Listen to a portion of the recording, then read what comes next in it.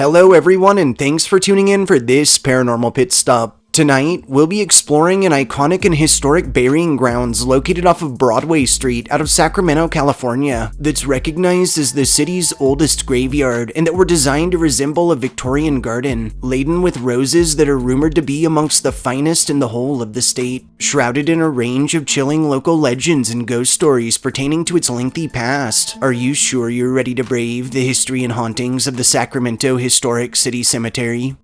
Historically, in 1849, a cemetery was established on site on 10 acres of land donated for said purpose by Sacramento founder John Augustus Sutter Jr., and by the following year, its bounds would welcome the interment of some 600 or so victims of a local cholera epidemic, and also the reinterment of a number of bodies from the older New Helvetia Cemetery, which would often flood and unbury or even scatter graves about. In 1856, the city would contract a graveyard superintendent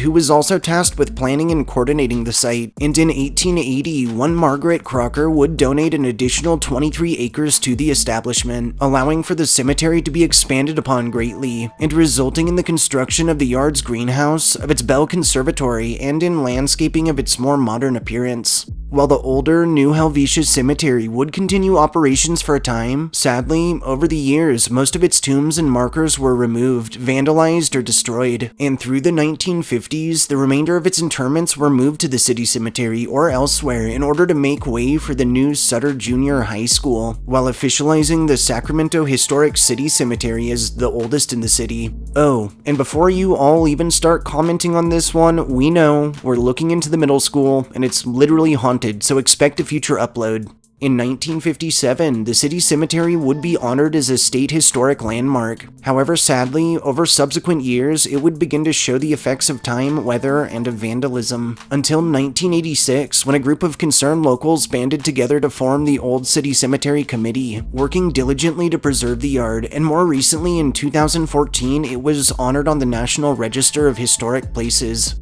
In the present, the 44-acre Sacramento Historic City Cemetery remains open and continues to see occasional burials on pre-reserved plots to this day, accommodating around 25,000 interments stretching from pioneers and their families to immigrants to more recent descendants. Not surprisingly, and rather classically, the whole of this aged place of final resting has long acted as a conduit to a number of local legends and tales of encounters with the inexplicable, and those frequenting its bounds have told of extreme cold patches detected in adverse weather, of disembodied voices and whispers that emanate from thin air, and of the constant feelings of being watched, of being followed, or even of being brushed up against, touched, or grabbed at by a presence or presences unseen. The full-bodied apparition of a fireman who's believed to have died in a fire has been known to greet visitors at the gate and often asks about his family, becoming irate with those who don't understand, while a spectral couple clad in black has been observed wandering amongst the markers at a relaxed pace, enjoying each other's company and the beautiful scenery into eternity.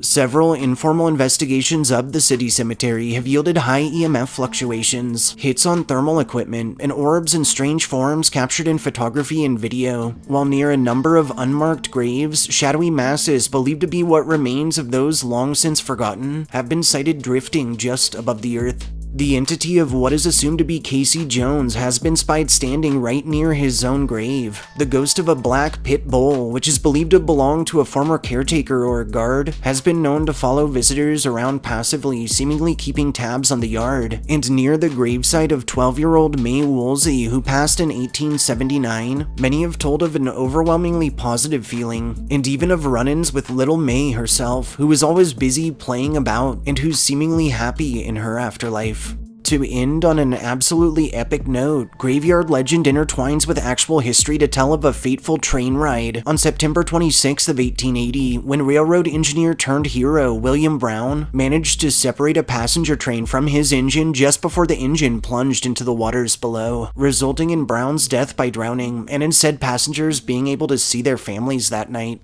Following his passing, William's funeral procession was a grand one, and shockingly, many documented observing his spirit tailing his own procession with a look of grim satisfaction on his face. To this day, the ghost of Old Bill has been observed near his grave in a civilian black suit and is always seemingly content, many suspect over his choice to self-sacrifice in the name of saving so many others.